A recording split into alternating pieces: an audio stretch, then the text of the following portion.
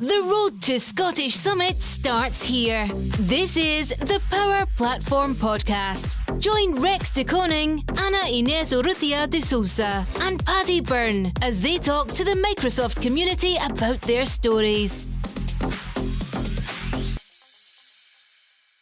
Good day, everyone. Welcome to the Power Platform Podcast, hosted and sponsored by Proximo 3. My name is Rex de Koning, one of the co-hosts. With me are... Hi, Anna. I'm also one of the co-hosts, and that's it for me.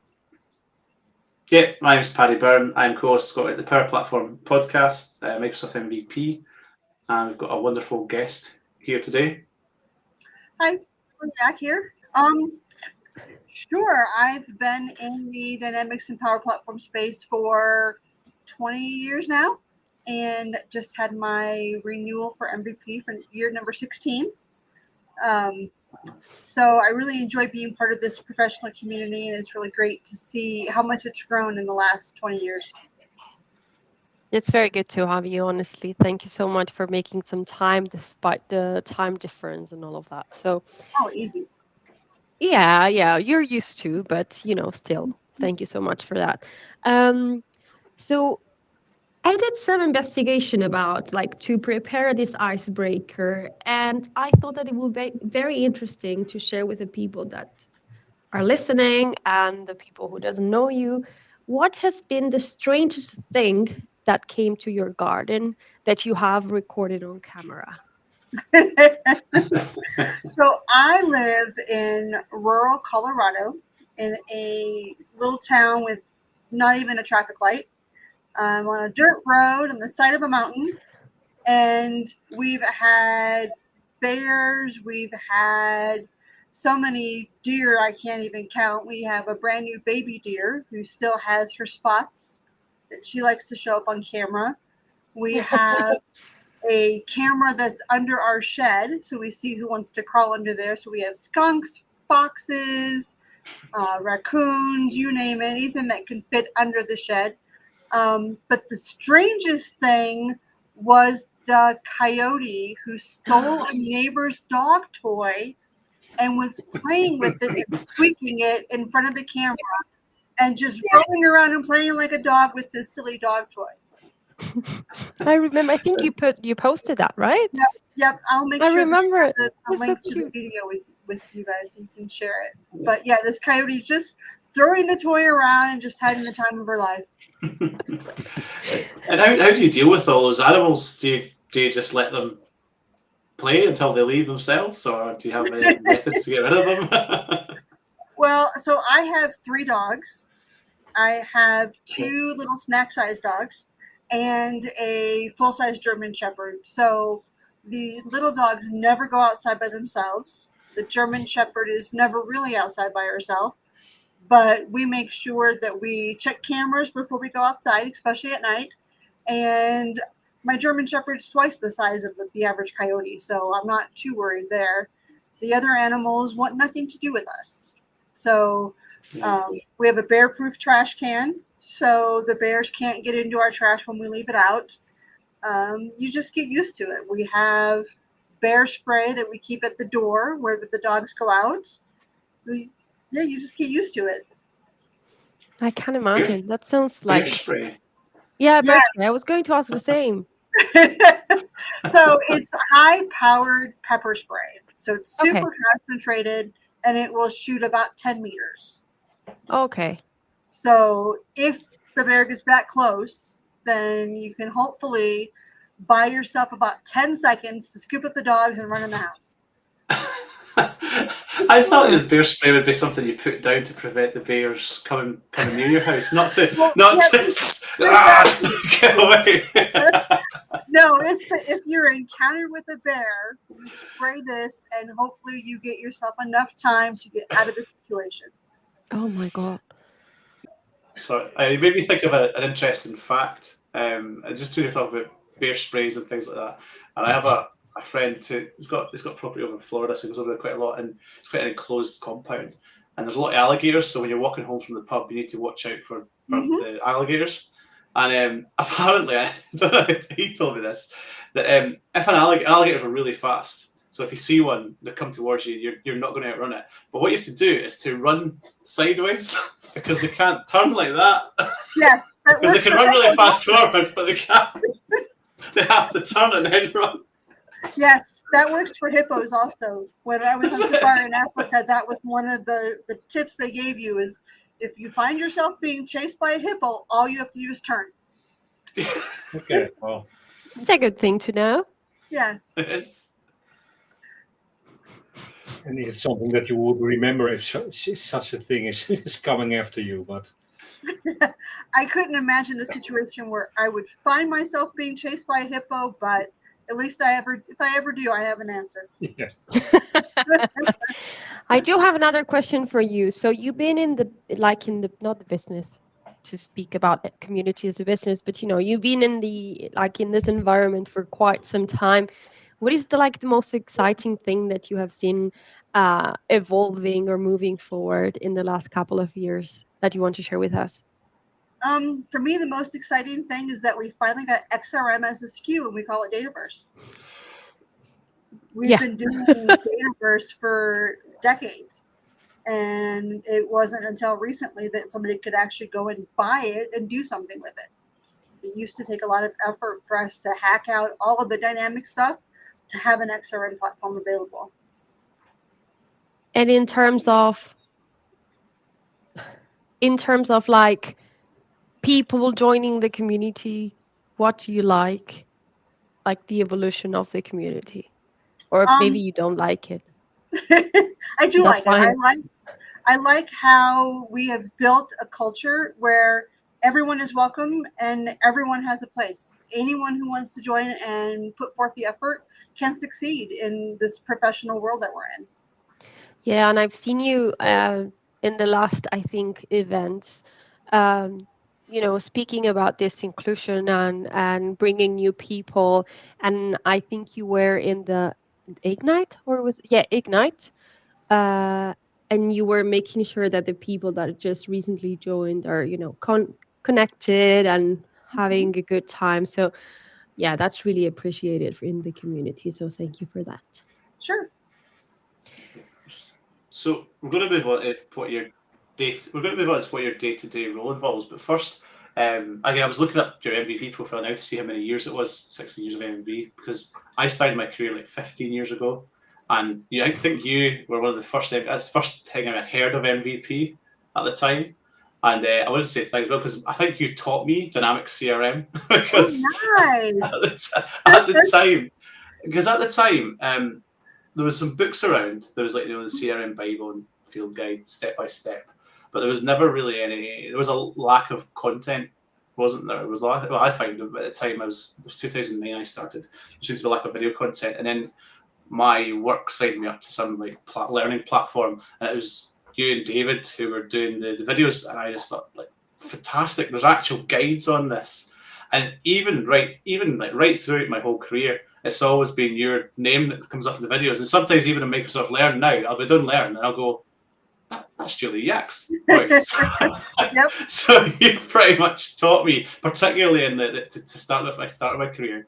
CRM, so just a big thank you for that, and I imagine you've taught many other people as well, because like I said, you were one of the first people I've seen doing tutorial videos and video content, digital media content, and on the product. So now that I've got my thank yous out of the way, because I'm sitting here quite blushing, quite embarrassed because I'm with Julie Yack, who taught me CRM, dynamic CRM. So what do you do in your day-to-day role, professionally and in the community? Day to day is never the same. A lot of writing these days, which I don't like as much. I prefer the being in a classroom in front of people and watching in their eyes as it makes sense to them, and that's where I get much more of my satisfaction. But doing a lot of curriculum design, trying to figure out what is the best path for that absolute beginner, for that person who last week was a farmer and this week wants to do tech. How do we make that connection for them? From I don't get paid to do this kind of stuff, I've been working a lot on training cohorts for displaced and vulnerable Ukrainians I've been working with Vlad, a fellow MVP, and some of his team, and we've taken the English language program that Microsoft had me make and translated it to Ukrainian, and I built the software to translate their assignments. So their assignments come in Ukrainian or Russian sometimes, and I see them in English, and then I respond to their assignments in English, and then it translates it on the way out and sends them an email translated into their own language. And It's very cool. Yeah, it's really awesome. And I did that with no code. So I don't know if you know this about me, but I don't write code. I have no interest in writing code. There are people for that. It's not me. But I was able to make this with Power Platform, make the flows and the Power Apps and all of those moving parts without having to use any code. That's fantastic. Yeah, that's very good. And I think that, yeah, getting close to communities that need this support, it's really important. So Yes. I was not aware of that. I was not aware it's such a great thing to do. Yes, the cohorts last about 6 weeks, and every 8 weeks we start a new one, and we have about 200 people or so join every cohort. That's great. That's great. That's a lot of people as well. Again, like I said, you taught me CRM, dynamic CRM, Yes. but you continued that, and if you're doing 200 people per say a 6-week cohort, that's fantastic. It's a lot of people learning Power Platform, Dataverse. Yes. Yeah. Well, and the day-to-day aspects of it is run by Ukrainian-speaking professionals from Vlad's team. I'm more on the back end of most of it, and then I evaluate their weekly assignments. So their weekly assignments are, okay, so I'm going to tell you a secret. Everyone who applies gets accepted, and everyone who does the work and shows up passes. So it's not a high bar. You just have to show up and do some work. Show that you're there. But so this week's assignment was about digital transformation. So the students answer a question: what is digital transformation?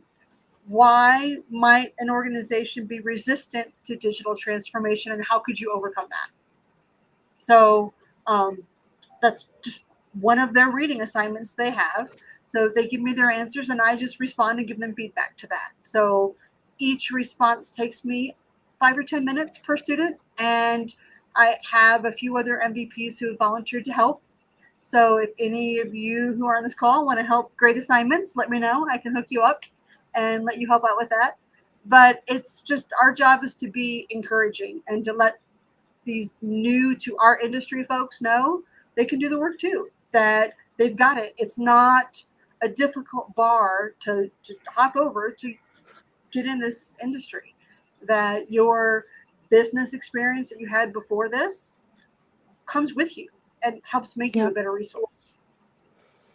I think it's very cool that you just mentioned about this assignment on digital transformation, because some people, I think, that might be scared to jump into something like a training program like this, thinking that, code is needed or programming background is needed. But I think it's more the approach that we have within the Microsoft environment, right? And how we approach these situations, these topics in organizations, right? Absolutely.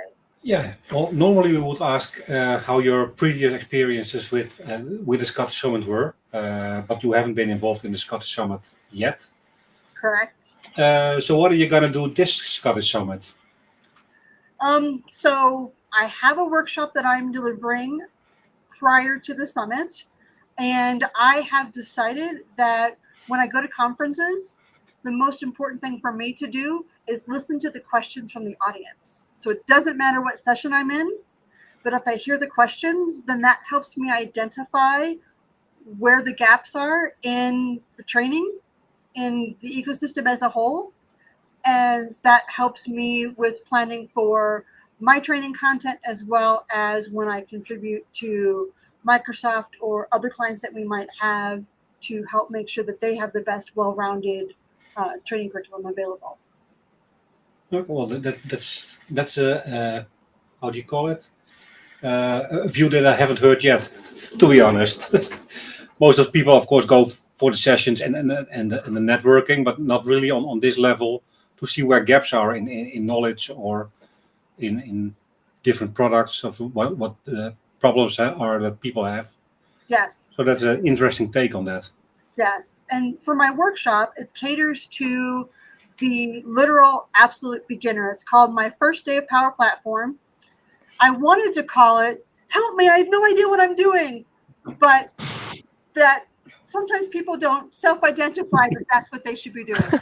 So My First Day of Power Platform, where we'll talk about the different moving parts of Power Platform, but more importantly, give you an approachable path to getting your hands on and making that first Power App, understanding what is a data model so that we put it in your words, your vocabulary, so that you can understand and find your place. Because just because I think in my head like a relational database doesn't mean everybody does. So maybe we can find that they really like that automation. They really think in PowerFX, that language or quasi language really resonates with them.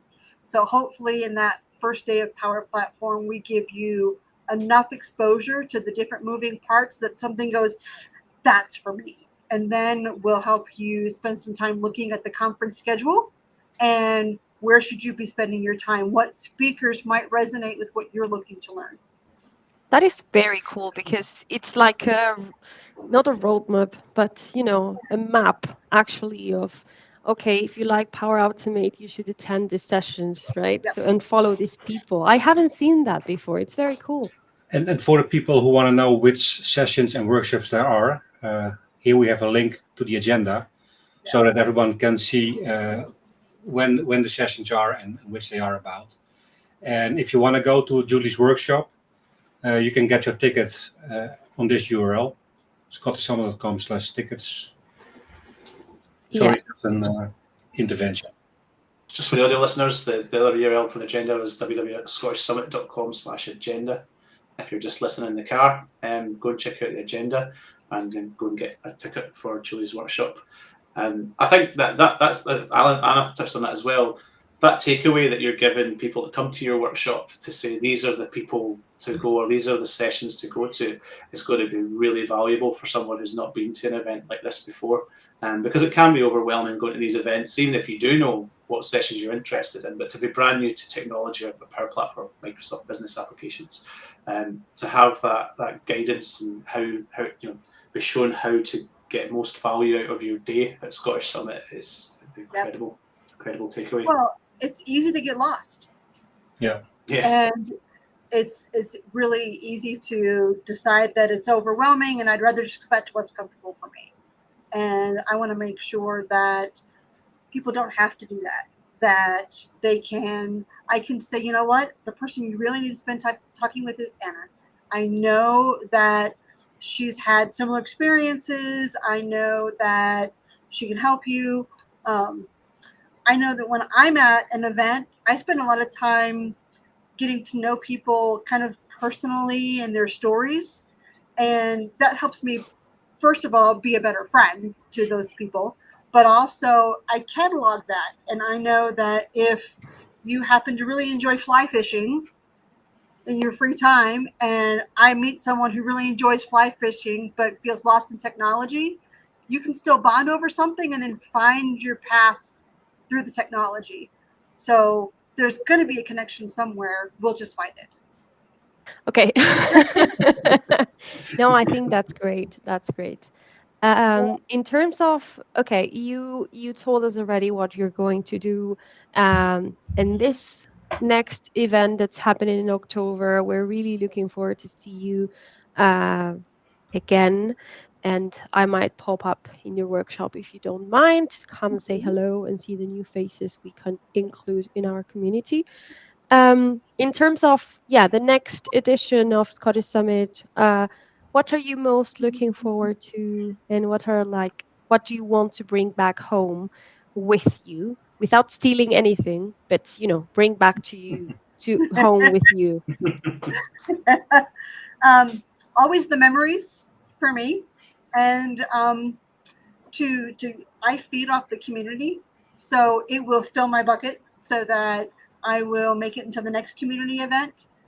But I want to, I don't know, I want to be there to help. So I will be looking for opportunities to, if, people need help finding a room, I'll help them find a room. If there is an inexperienced speaker, I might put myself in the back of the room. So if there's questions they don't know how to answer, that there's a friendly face in the back of the room that can help. That kind of thing. That's very good. I think that when I started, I did my first session and I had Malin in the first row, and it was like so good for me because she was my mentor and the person I was looking after, looking to learn from, and that made like such a difference in my first presentation. I was so nervous, but it makes a lot of, makes you feel good that someone is backing you up. Yes. So that's a great move. I've also been told that it can be scary if I'm in the room because they don't necessarily know me and know that I'm not scary. But those people who 15 years ago I was one who taught them, but they haven't really gotten to know me, they think I'm scary. But I'm not scary. I'm really friendly. Yeah, I know you're not scary at all. Unless you've got the bear spray. I'd stay away from it. But Yeah. when you come up with the bear spray, I'm like, oh no. Yeah. See, I don't think I could bring that on the plane, so you're okay. I don't think you can. Probably not. Awesome. Have we any more questions for Julie? No. Well, No. perhaps you can tell something where we can find you on different socials, for example. So my blog is julieyack.com. Really hard to find. And then easy to find on LinkedIn. Happy to share that as well. And on Twitter, I am Colorado Jules. So I guess I could never leave Colorado because then I have to figure out how to change that. Absolutely But my training site is 365.training. And we've got a great cool feature called My Digest, mydigest.365.training. And that's where we have an aggregate of nearly 200 different sources of blogs and Twitter feeds and YouTube channels, all about Power Platform and Dynamics and the adjacent technologies that you can go and review it with no obligation, no email, not necessary, or create yourself a login and cater your topics. You can curate your own feed based on your interests, as well as sign up for an email digest based on your interests. But we provide that for free, where you can go in and because you don't know what you don't know. So if you go into My Digest and have a look around, you'll see, oh wow, I never knew about Lisa Crosby's YouTube channel, which you have to be under a rock to not know about Lisa Crosby. But for example, if you didn't know about Lisa Crosby's YouTube channel and you go to My Digest and you find her, suddenly you've got this great new resource. You can go subscribe to her channel and learn more about what it is you're interested in. That's very good. Like bringing everything together and providing it to the community. Yes. Can you imagine being new in our industry and not knowing where to go to find stuff? It's terrible. Yes. Yeah. Well, thanks for listening. Be sure to check out Julie's blogs and workshop. So as we said, to get tickets for Scottish Summit 2024, it's www.scottishsummit.com/tickets. Rex has got it down the bottom of the screen for viewers. Use the hashtag, please. Social media, advertise Julie's workshop, advertise Scottish Summit, blast social media with the hashtag Scottish Summit 2024. And you got it right. I got it right, yes. And follow at Scottish Summit because there's loads of announcements coming out. I've noticed the last few days we're announcing all the speakers, all the workshops, the sponsors. The best place to find information, LinkedIn or Twitter, and it's at Scottish Summit and it's a Scottish Summit. So thanks for listening. We'll see you next time. Regarding the tickets, don't forget we also have tickets available on this webpage for the pub quiz. That's on Saturday evening together with Community Awards, and of course the cabaret show on Friday evening. and you can get all the tickets for the different workshops. So have a look over there, and hope to see you in October. Thank you, See you Julie, then. so much. Yes, thank you so much for having me. The road to Scottish Summit starts here. This is the Power Platform Podcast. Join Rex de Koning, Ana Inés Urrutia de Sousa, and Paddy Byrne as they talk to the Microsoft community